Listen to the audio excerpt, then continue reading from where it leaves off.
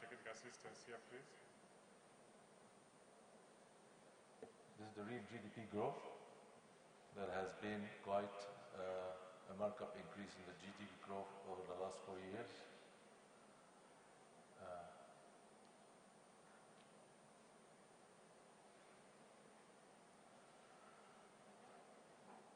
And the GDP growth compared to the population growth, it's taken off the population growth. So we reached a level now of 5.6% annual growth. This growth has been financed by external and internal debt. And the governments are usually very happy with the growth because it creates more employment opportunities and gives credibility to the performance of the economy, but starts creating pressure on financial stability, on inflation, on foreign exchange. Especially in a country like ours is very dependent for importing all its industrial input and foodstuff from abroad. And the central bank always speaks to the government about the sustainability of this growth. We should not be very happy with the growth. We have to make sure that our growth is non-inflationary, so there has to be economic policy that's directly through non-inflationary growth, trying to optimize the existing productive capacities, the output of existing capacities, increase the skill of existing labor and the output of labor, rather than just throwing in investments into new capital goods that at the end of the day creates the pressures that we've been talking about. We've been trying also to normalize the way government is undertaking large projects, because the governments have pride in large projects. Large projects that are not export-driven or import substitution, in a foresight and as lessons from the past, could lead us again to another distressed situation. So growth has to be, the quality of growth is important. Previously the growth was predominantly driven by consumption, 80% of it. Now the growth is driven by export-driven and by investment.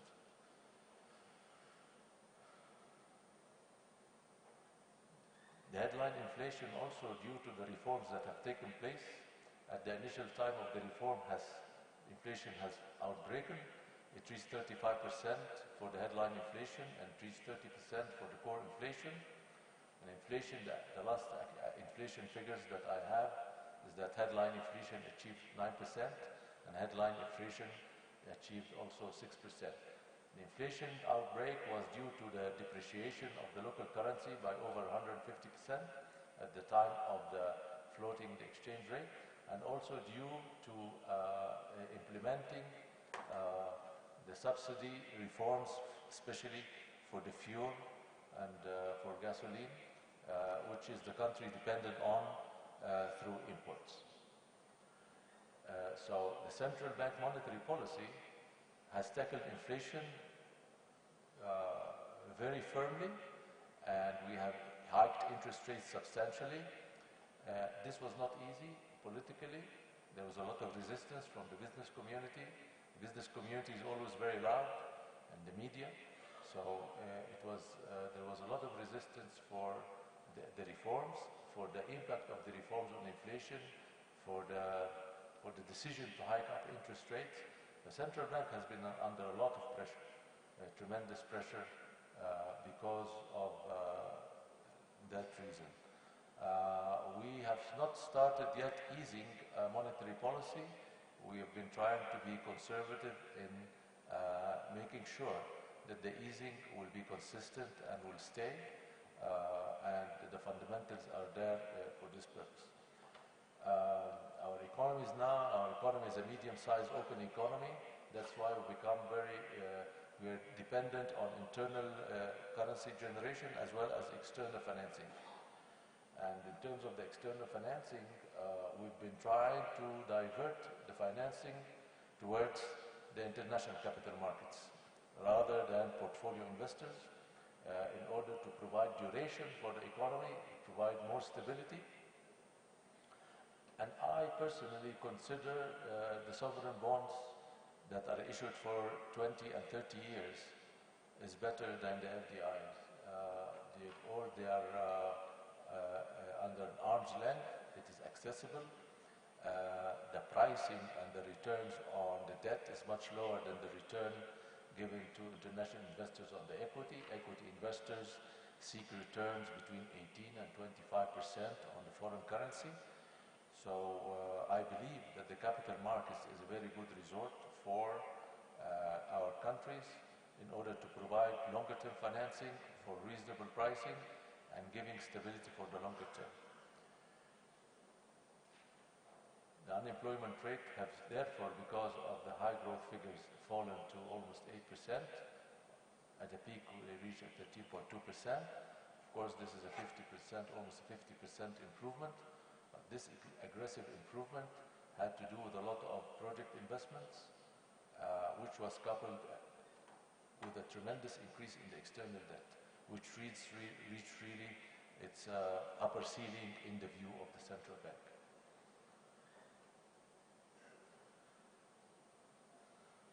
Total revenues versus total expenditures of the government, the curves have started to shift in the right direction. Government revenues have started to improve and grow, and government expenditures started to be under control because of the measures that the government has taken, especially in terms of the subsidy and the new VAT tax implemented, and the better collection tax system that has been implemented as well, and other measures in terms of pricing, transportation, services, water services, electricity services, etc. The primary balance, therefore, for the government budget has recorded for the first time in long years a surplus of 2%, and the overall deficit of the budget has, at the time, had peaked at around 17%. Now it is lower than 9%. Still high.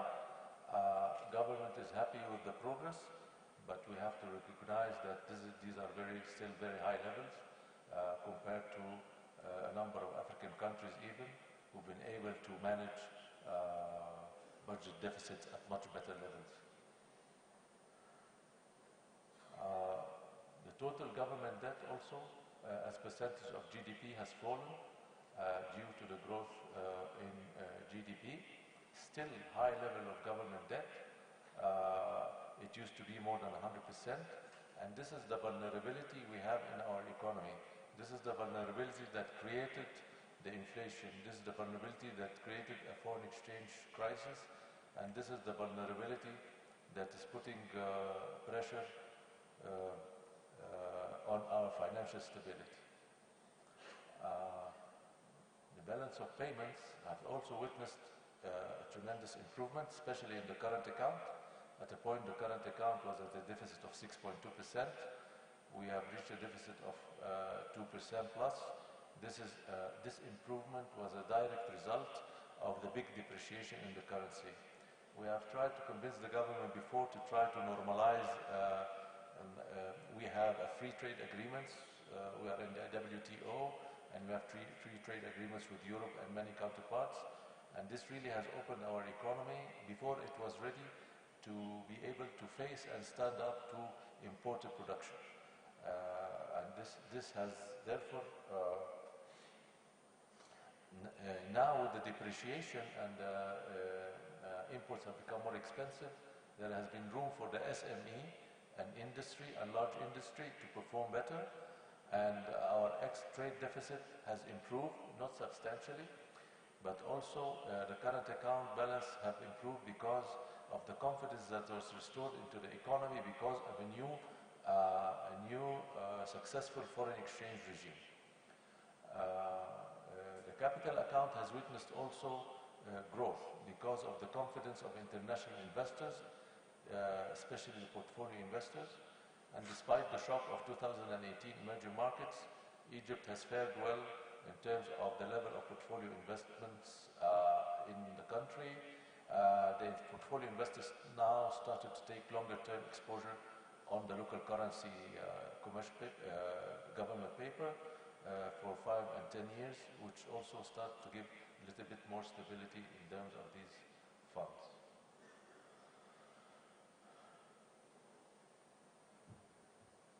balance of payments, this is the current account deficit and how it has improved over the years.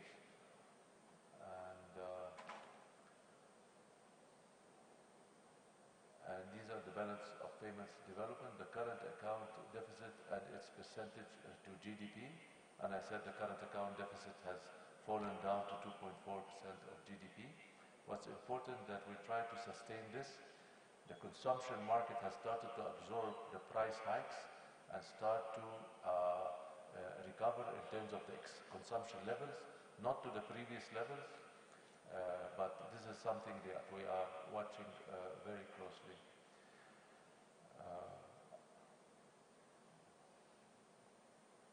I have to skip a little some charts.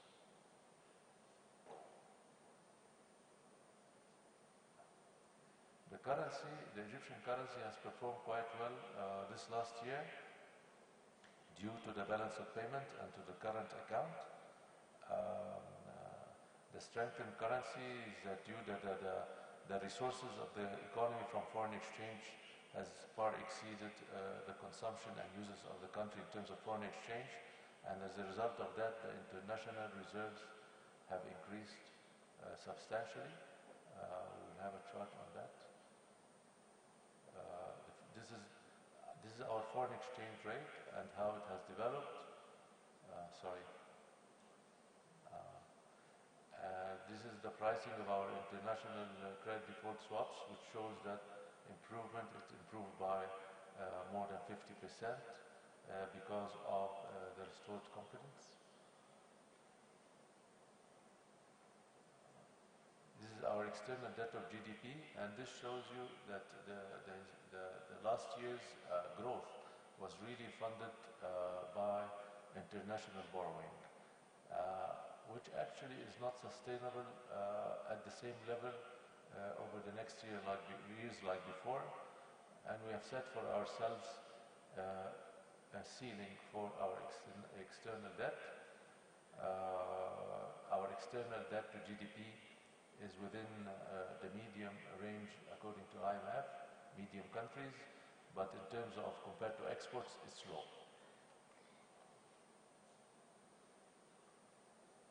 The external debt composition, this is the strength of our external debt, is that 90% of the external debt is long-term, and this is something we've been always trying to observe. We are not trying to compromise tenor because of pricing. And this is, of course, a discussion always with the Ministry of Finance.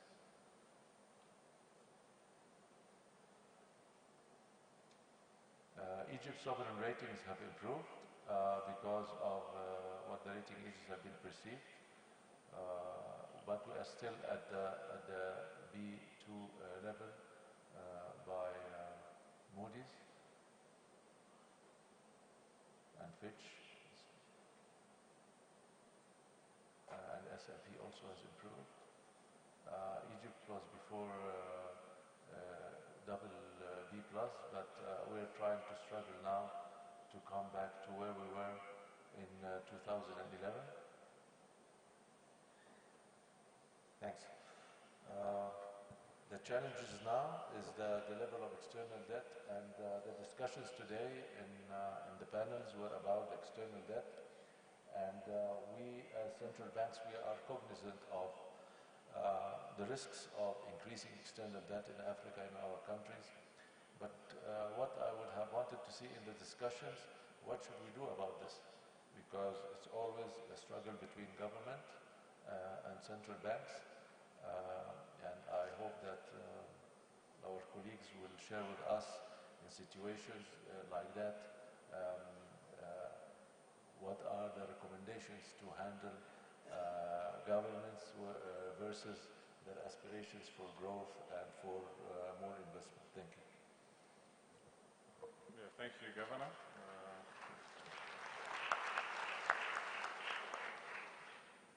So, Governor Kariaria, I think during Professor Ndu's presentation, Zambia was seen to have moved from low debt to high debt over 5 years. I think there's a lot you have to share with us. The floor is yours, Governor. Thank you very much, Chairman. Let me also just join others in thanking you and the authorities of Rwanda for the very warm hospitality and for putting these facilities at our disposal. Now, for Zambia, first let me start from the point that we just had an IMF Article 4 discussion, which was concluded last week on Wednesday. So you will be in a position very soon to see from the fund's point of view and the authorities' point of view what the prognosis of Zambia's situation is. This was accompanied by debt sustainability analysis, which is one of the latest official work, the last one having been done in 2017. I don't have a presentation, but I would love to do one, but I will just talk through the issues. Firstly, I think Zambia is one of the countries, as you have noted, which has been cited as having a rapid accumulation of debt. But perhaps let me give a bit of context to how this came about. Zambia, after the HIPIC initiative and MDRI, had really moved on a trajectory of high growth. Inflation was brought to single-digit levels. But after the change of government in 2010, 2011, it was observed that in the previous period, there was this growth, but the question was that this was jobless growth. So the government at the time came under extreme pressure, which resulted in the government in power being removed out of office. So the government that came into office, the administration, was under pressure to address the issue of this unemployment, and the underlying that was also the infrastructure challenges that the country, like many others, were facing. So they embarked on an expansionary fiscal policy, which saw the rise of debt from about 2012. The debt started to rise. Now, fast forward to 2015, there was also a commodity price shock. So that just compounded the problem for the government, because the revenues that were expected to be obtained were not forthcoming. This was accompanied also by a drought, which affected negatively the supply of electricity, because up to that point, Zambia was heavily dependent on hydropower. About 98% of our electricity was from hydro. So those two factors put together really put a lot of pressure on the economy. Inflation went up, exchange rate depreciated significantly. But while the government was going through the expansionary fiscal policy, there was also pressure on the central bank to deal with the interest rates, because they felt that the interest rates were too high. That's why the private sector was not borrowing. So responding to that, an interest rate cap was introduced in 2012. Now, that actually ended up rationing credit. Instead of having credit grow, credit shrunk. And some of the financial institutions, particularly the non-bank financial institutions, were under severe strain. Now, in 2015, first with the shock that we did, we really had to take a closer look at what we need to do. Meanwhile, in 2012 also, the central bank introduced the forward look framework for monetary policy. So that meant that we had to explain to the markets, we do our forecasting and give them a path where inflation will be going.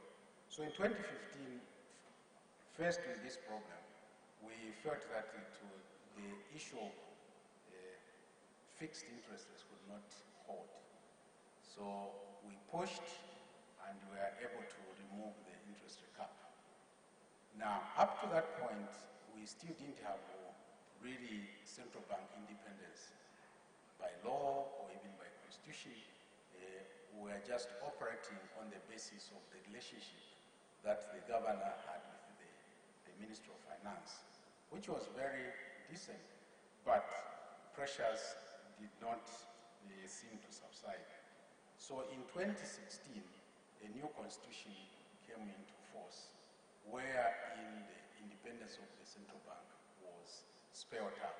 So we are now a creature of the constitution, and the independence of the central bank is spelled in that. We have yet to work through the Bank of Zambia Act to align it to the constitution, but from the constitutional point of view, we have that independence. So given the adjustment we did, we had to rely now on that, our new found independence, to try and address the issue of inflation.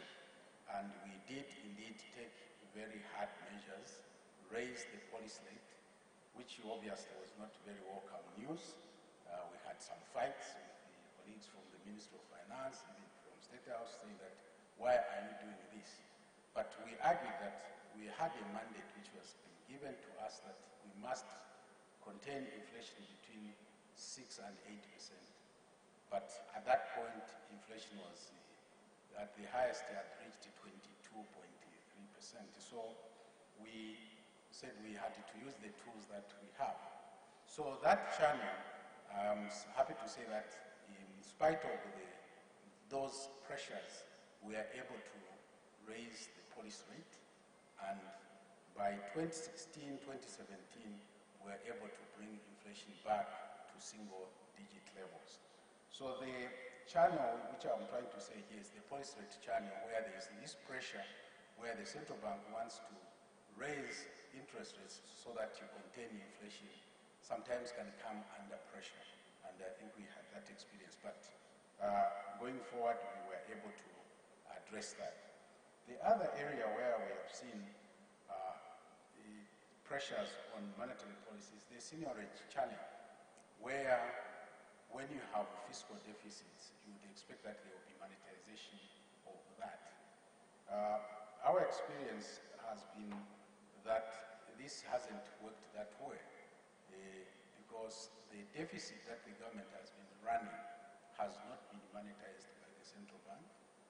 We have stuck to the window that they are given. They exceeded it, but we held it constant from 2016. Now, in so doing, what has happened is that for the government now to finance this deficit, it's been running suppliers' arrears. And then also the mode of financing of external projects is really, there's no money movement. You just see drawdowns. So what happens is that you have a cash-based deficit, but once you take those account, you find actually that the deficit is much higher.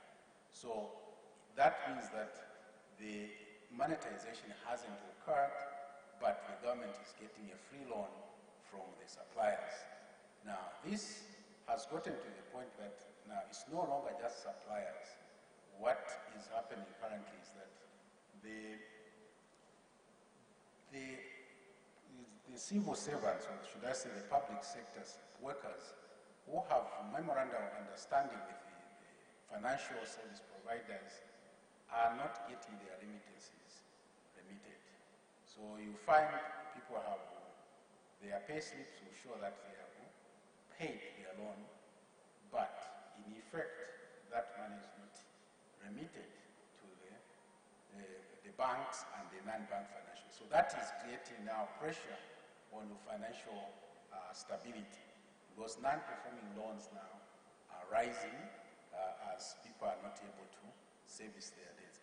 This has gone to the point that even participation in the government securities has been constrained, because the banks are now worried that if they are not able to meet their obligations through the suppliers, the contractors, and the public service, then the liquidity issue for them has become quite significant. So they are restraining their participation in government securities, which has increased the government borrowing the cost. The other aspect we have observed is that we used to have quite a number of players in the government securities. I think here South Africa is one other country which allows players in the government securities. We are also allowing they can play in the government paper, the security, treasury bills, and the bonds. Now, what we saw as the debt level was rising, there was withdrawal of participation, particularly on the treasury bills. Now, when these funds were coming in, I recall Governor Kanyago here saying that when they move out, it's speculation. When they move in, it's a good thing. I think these are some of the real challenges we had to face, that indeed when they were pulling out, particularly in the treasury bills, there was pressure on the exchange rate.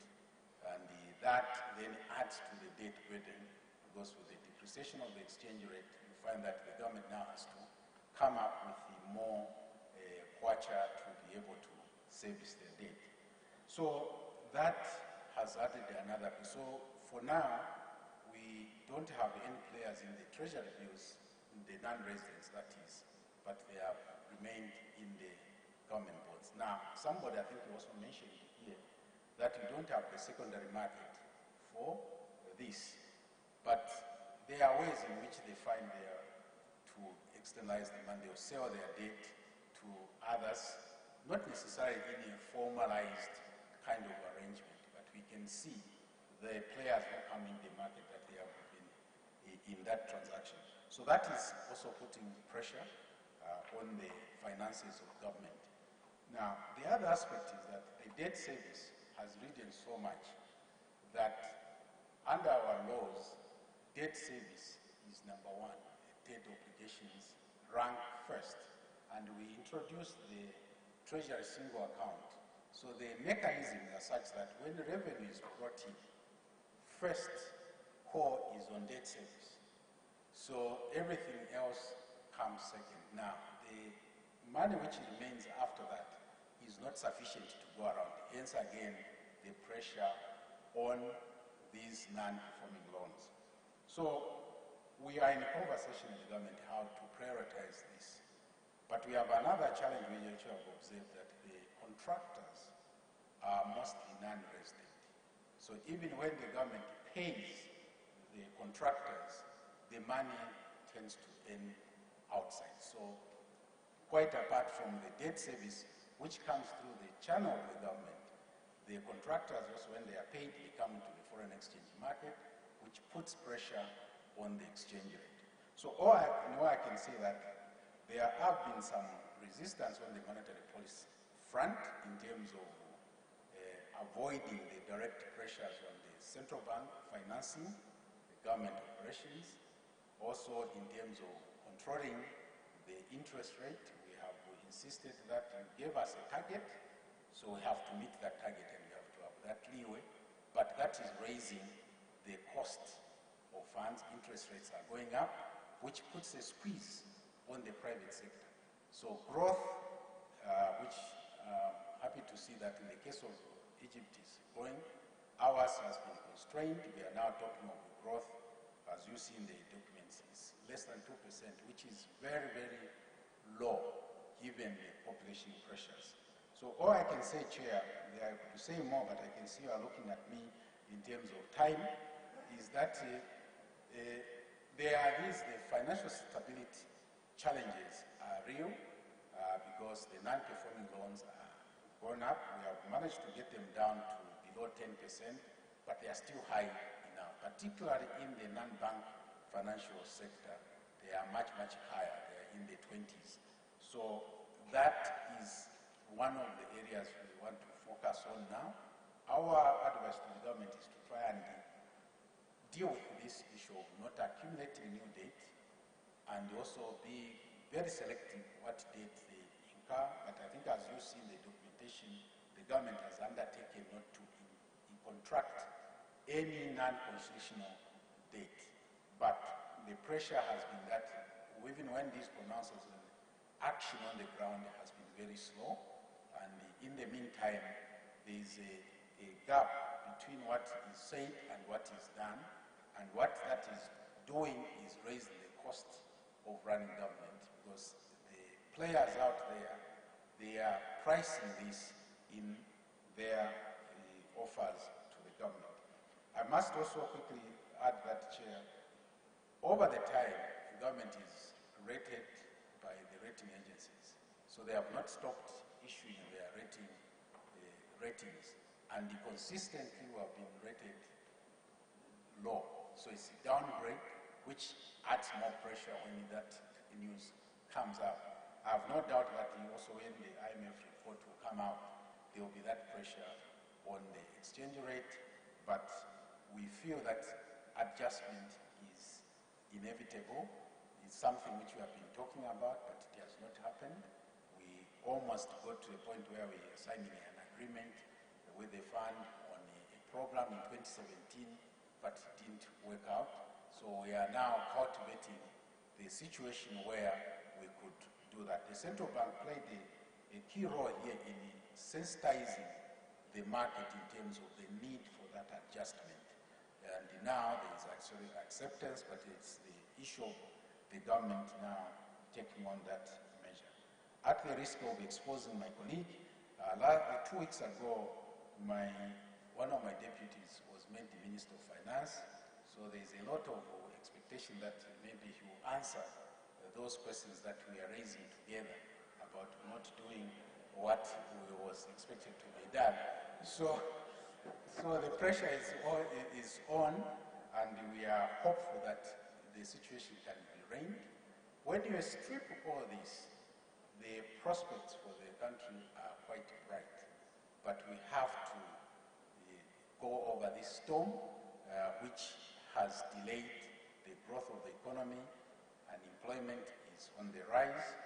We have the youth population, which is looking for jobs. Our education system is also under question.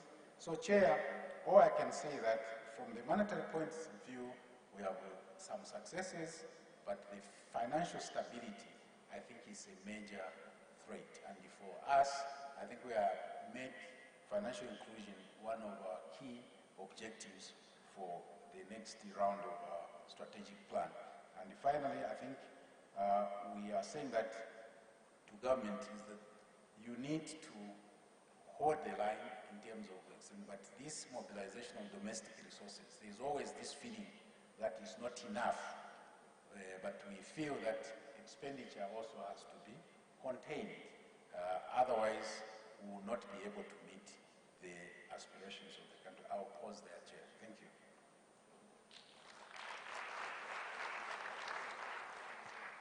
Yeah, thank you, Governor. I'm sure none of your colleagues here will envy to be in your position today, but I hope this really speaks to what Governor Dariso was saying earlier, the challenges with, in fact, beyond the ministries of finance. I think what you said, starting from the government that lost elections because they are not able to implement or to spend in a way appreciated by the population. So politics comes in, so how we mix politics with proper economic management, I think it's an interesting point that we to discuss here, but it's beyond us who are in this room here. I think it really goes beyond to other policymakers to see what we can do to deal with debt issues, stability, financial stability, and all that. So Governor Nathaniel, I think it's now time to hear experience from the Liberian.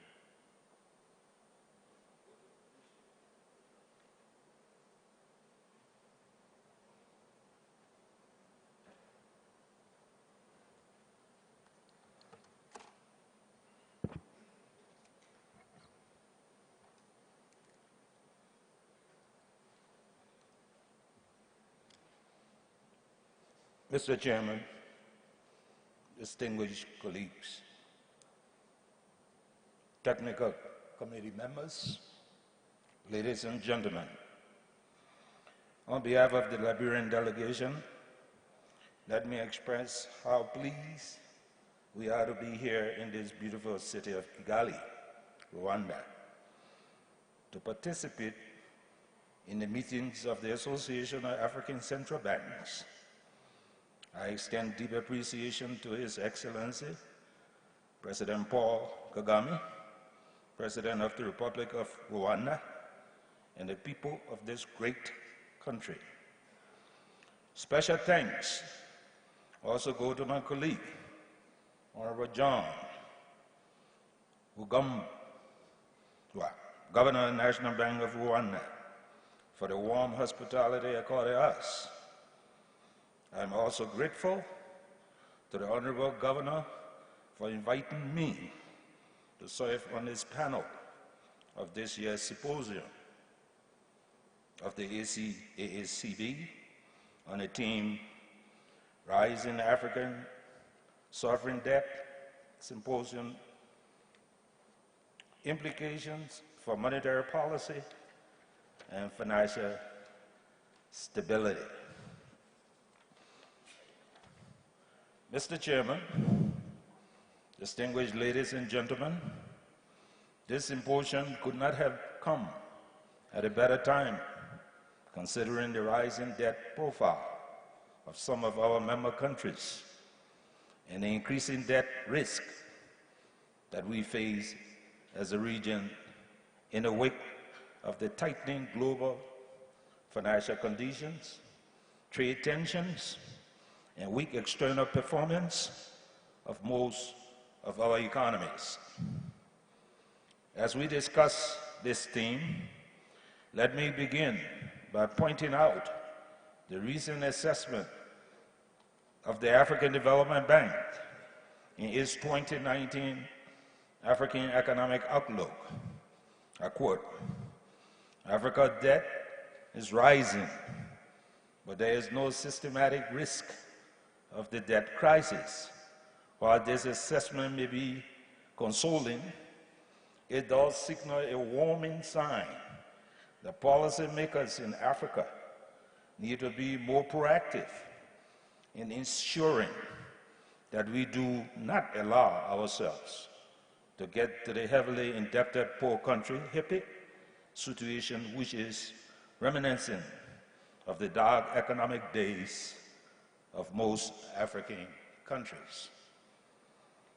According to the African Development Bank 2019 AEO, Africa's economic growth remains on a strong trajectory, with growth estimated at 3.5% in 2018, about the same growth recorded in 2017, but 1.4 percentage points above the 2.1% recorded in 2016. The growth of the region was largely driven by East Africa, with a GDP growth estimated at 5.7% in 2018 from 5.1% experienced during 2016. This was followed by North Africa at 4.3% from 3.2%, West Africa at 3.3% from 0.5%, Central Africa at 2.2% from 0.2%, and South Africa at 1.2% from 0.7%. In the medium term, growth is projected to increase to 4% in 2019 and 4.1% in 2020. Again, driven by East Africa, with a projected growth rate of 5.9% in 2019 and 6.1% in 2020. While these growth rates are impressive, they are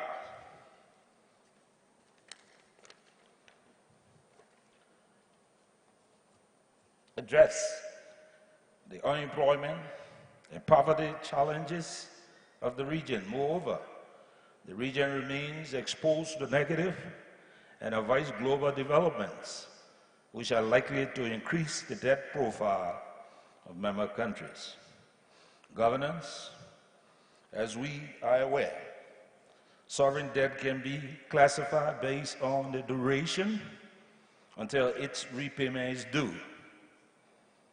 It is typically classified as a short-term debt if it lasts for 1 year or less, a medium-term debt if it lasts for more than a year but less than 10 years, and a long-term debt if it lasts for more than 10 years.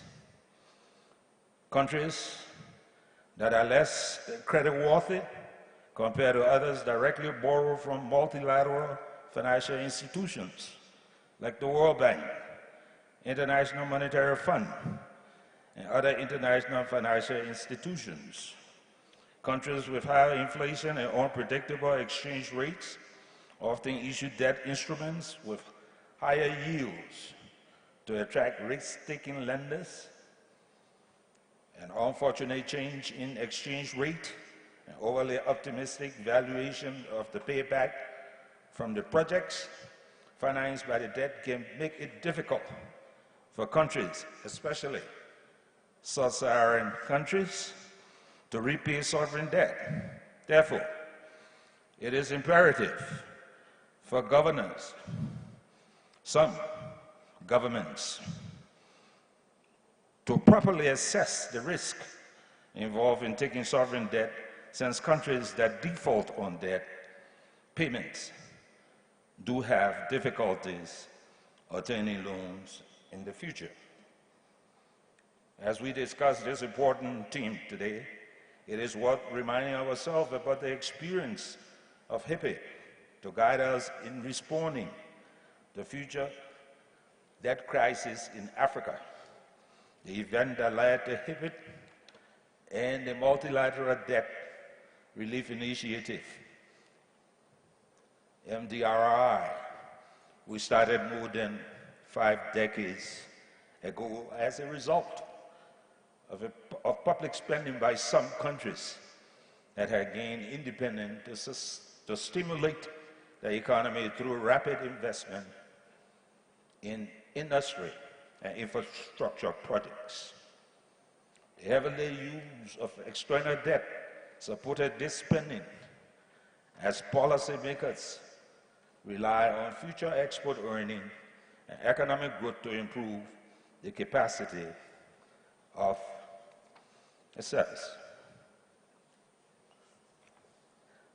Ladies and gentlemen, let me now give account of Liberia's microeconomy today.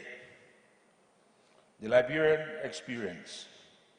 Currently, Liberia's total debt as a share of GDP is far below the average debt to GDP ratio of sub-Saharan Africa. At end fiscal year 2018, Liberia's total debt stock stood at about 32% of GDP, compared to over 600% prior to HIPAA. This places Liberia in a category of moderate risks of debt distress.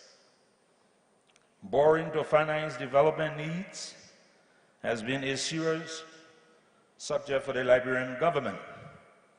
Rising inflation and rapid exchange rate depreciation and their attendant implications in the Liberian economy have heightened discussion on the question of debt in the country. Like other countries in the region, deficit financing has been a major challenge for the Central Bank of Liberia. To this effect, the President of the Republic of Liberia, His Excellency Dr. George Manawia, announced that the government should stop further borrowing from the Central Bank. Drawdown in reserve largely to finance government budget deficits adversely affected the Central Bank of Liberia's ability to intervene in the Liberian economy with United States dollar to minimize exchange rate volatility. Liberia is a heavily dollarized economy, with the United States dollar, which is not under the control of the Central Bank of Liberia, as a legal tender. The United States dollar, being a stronger currency than the Liberian dollars, whose supply is controlled by the Central Bank of Liberia, presents a challenging situation for effective implementation of monetary policy. Further complicating this is the open capital account regime with free movement, I repeat, of funds in and out of the country.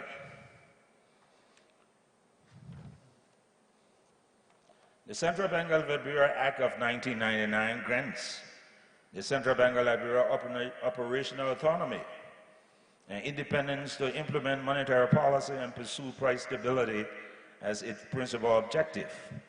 The law also grants the executive governor the right to advise the government on the national economy and to present its independent opinion to the president. The bank is also limited by law in terms of total credit it can provide to the government, which is 10% of the total average revenue of the government for the 2 previous years. Recently, there have been several reform measures to strengthening public debt management, including the establishment of committees, working groups involving several ministries and agencies of government. Example, at the Debt Management Committee, the Liquidity Working Group, the first being a decision-making and policy committee, while the second constitutes a technical working group. The executive governor of the Central Bank of Liberia is a member of the DMC, while the deputy governor for economic policy at the Central Bank of Liberia is the chair of the LWG. In addition to the above institutional framework, the Central Bank of Liberia has improved its monetary policy framework, moving away from exchange rate targeting framework to an interest rate-based regime. The CBL has enhanced its monetary policy analytical tools, taking into account the fiscal operation of the government, including public debt stock. With this new framework, the bank strategy is now focused on the use of interest rate to influence finance and monetary condition in the economy. This has significant cost implications for both the Central Bank of Liberia and the government, but is expected to be effective in terms of controlling the current high inflation rate. In addition, the ongoing negotiation for the country to enter its second phase of an IMF-supported program involves stringent monetary, fiscal, and structural benchmarks, which would help address the current macroeconomic challenges. In concluding, in my analysis in this paper, I have pointed to the need for implementing sound fiscal policies, which should be focused on instituting appropriate debt management practices and avoiding unsustainable debt buildup, which has adverse consequences on monetary policy objectives. However, amid rising debt level in Africa, government investment in projects such as infrastructure, education, and health remain critical. Therefore, for African countries to meet these development needs and at the same time ameliorate debt vulnerabilities, the following suggestion, as contained in the IMF April 2019 REO on Sub-Saharan Africa, are rehearsed. 1. Ensuring efficient public investment. 2. implementing growth-friendly policies. 3, stepping up revenue mobilization, not necessarily through increasing taxes, but improving tax administration and broadening the tax base. 4, improving efficiency and containing fiscal risk in state-owned enterprises. 5, strengthening public financial management. And 6, improving debt management framework to better manage currency and rollover risk. Honorable governors, let me add to this list the need for effective policy coordination to achieve macroeconomic stability. From the monetary policy perspective, strengthening and protecting the independence and operational autonomy of central banks must be supported by strong political will. I thank you.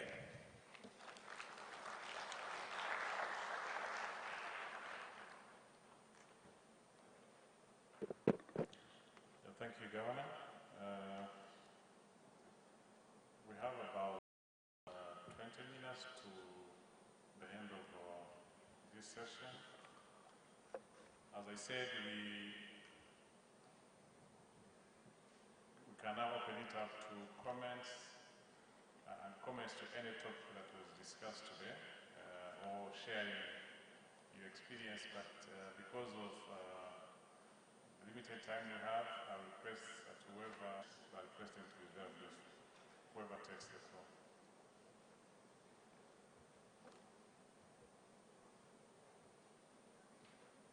Governor Cyril, you wanted to speak in the last. Join my colleagues in thanking the people and government of Rwanda and she was talking about Ghana, the Bank of Ghana trying to reduce non-resident holders of government debt. And I found that a little bit at odds with what I am trying to do in Sierra Leone, where I want to motivate our diaspora and citizens to actually invest in government debt long-term so that we can start retiring short-term debt, and there may not be any externalization because they may be doing so to acquire assets in the country.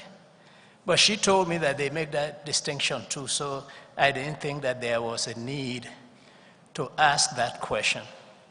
But on the general issue of what we've been talking about, coming from a country that is moderately debt distressed and having debt service and government payroll account for like 85% of the government expenditures, I see that restructuring our debt in such a way that we can extend the maturity is one of the solutions that we need to look at. That was just what I wanted to contribute earlier. Thank you. Thank you, Governor. Any other comments? This Governor of Zambia and Deputy Governor of Angola. Thank you.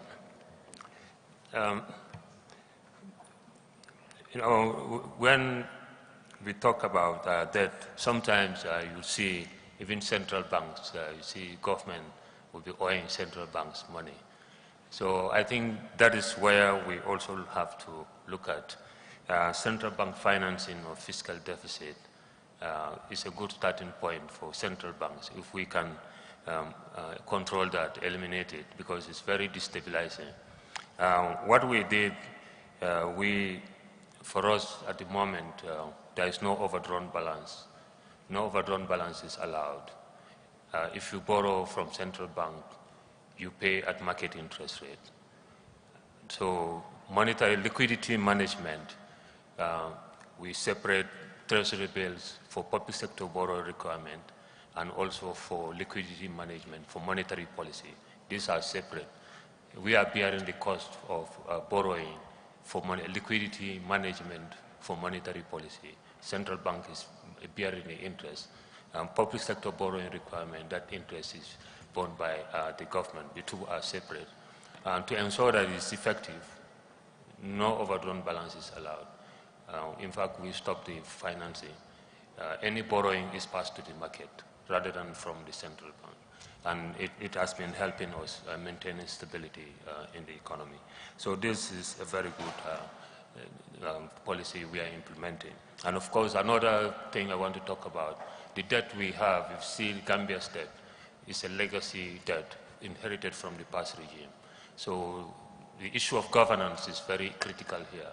When we talk about debt of Rwanda improving very low, a key issue there is governance.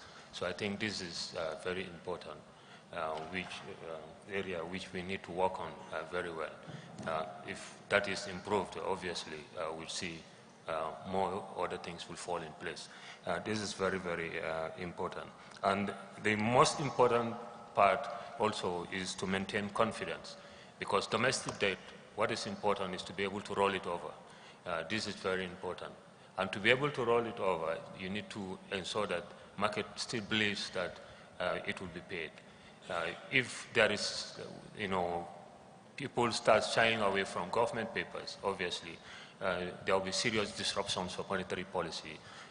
It has so many other implications, including for the financial sector. So that's why I'm keeping that confidence is very important. And to maintain that, of course, good governance is also key. Otherwise, you'll see interest rates reaching 20%. And the last one is the FX market. Of course, transparent policies there are very important. We had past histories during the past regime when government will intervene in the foreign exchange market, and we paid prices for that. So during the new regime, we introduced free market policies, market-friendly policies, and so the policies are transparent. We restored confidence in the market. And with that, exchange rate has been very stable without any intervention. Thank you. Yeah, thank you, Governor. Deputy Governor Gova.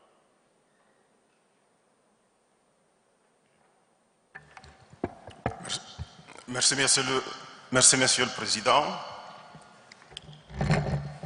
Je voudrais d'abord, et avec votre permission, au nom de la délégation angolaise, remercier la Banque centrale du Rwanda pour l'accueil, l'hospitalité et aussi pour les bonnes conditions du travail.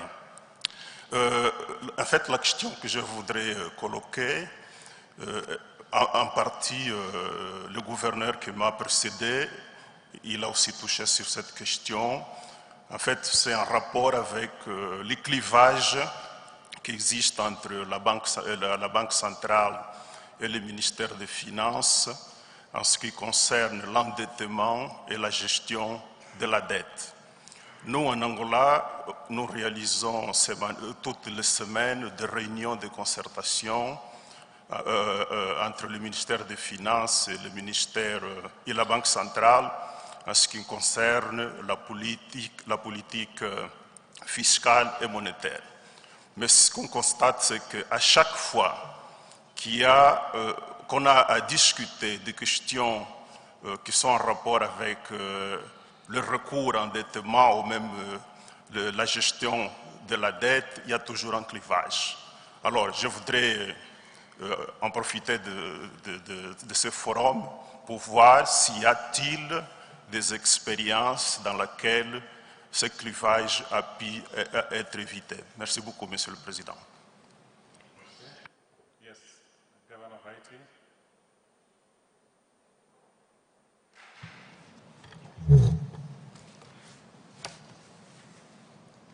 Monsieur le Président, je saisis l'opportunité pour remercier l'Association des banques africaines pour nous avoir accueillis une nouvelle fois à son assemblée annuelle. J'aimerais aussi féliciter les autorités et le peuple rwandais pour la construction impressionnante de leur beau pays, continuellement dans un processus d'amélioration et de croissance inclusive. En Haïti, nous avons compris que malgré notre situation géographique en Amérique, nos préoccupations et défis particulièrement au niveau économique et social, ont beaucoup de similarités avec nos pays frères d'Afrique. Et notre participation depuis environ 3 ans au caucus africain, puis récemment à l'Assemblée annuelle de l'APCA, nous ont permis d'identifier des opportunités de coopération sud-sud et de nous inspirer de certains modèles de décision qui ont mené vers des résultats probants ou des succès indiscutables. Je voudrais poser une question, mais ce serait beaucoup plus pour le gouverneur du Rwanda. Compte tenu du fait que je sais que le Rwanda a dû aller vers beaucoup d'investissements, comment est-ce que vous avez pu gérer pour rester en fait avec un taux de dette sur PIB de 40% seulement, avec tous ces investissements? Merci. Yeah, thank you. Let's listen to the last contribution, then we can come back to your question. Yes, Governor of Lesotho. Thank you very much, Chair. And let me also join my colleagues in thanking you for hosting us and making available to us all the facilities and excellent hospitality that we have. Just one question I wish to ask. I'm fascinated by the story of Zambia, the experience of Zambia. I wish we had more time and the governor had more time to share, because it's been one that we had been anticipating to hear. And the question I want to ask is in relation to financial stability threats. The governor mentioned the rising arrears that government has resorted to not paying suppliers, and therefore arrears, they are accumulating arrears and non-performing loans are increasing. And this becomes a threat to financial stability. What I want to ask is how and to what extent is the domestic banking sector exposed to government by way of borrowing? Both the domestic banking sector as well as other non-banking financial institutions, the pension funds, and so on. I'm asking this because we find this a problem in our own jurisdiction, where banks find it easier to lend to government, or sometimes they are put under pressure to lend to government, and so they are much more exposed than we are comfortable with. So, and on their side, of course, they find it an easy way to make money, because they just call on guarantees anytime. This obviously crowds out the private sector and therefore leads to more problems. So I'd just like to know how much through that channel, how much is the exposure, and how you have been dealing with it, and how much in your thinking is a threat to financial stability. Thank you. Thank you, Governor. I think in the interest of time, we'll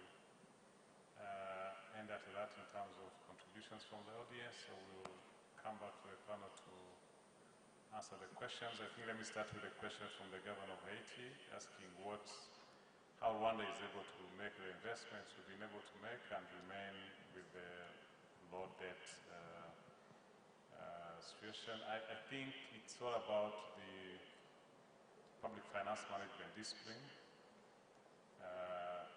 We borrow to invest in capital formation projects, no borrowing for consumption, and then we are very strict with the implementation and the use of any money, whether it's borrowed money or tax money. And there's zero tolerance to corruption. Also helps to make sure that whatever public resources are there are used for the public good. I think it's mainly around that. It's mainly around governance and strict implementation of government programs with high levels of accountability that has helped to make the little investments we've been able to make and remain with it. Then we also very mean in terms of taking public debt. So we've gone to the market once mainly for this particular project. We're in here for this hotel and the airport. I mean the airline. Otherwise, we borrow from on concessional terms. Thank you, Governor Karelia. Thank you very much, Chair, and thank you to the Governor from Lesotho for the question. But maybe before I answer that question, allow me to just comment on the issue which was raised by Angola on the coordination.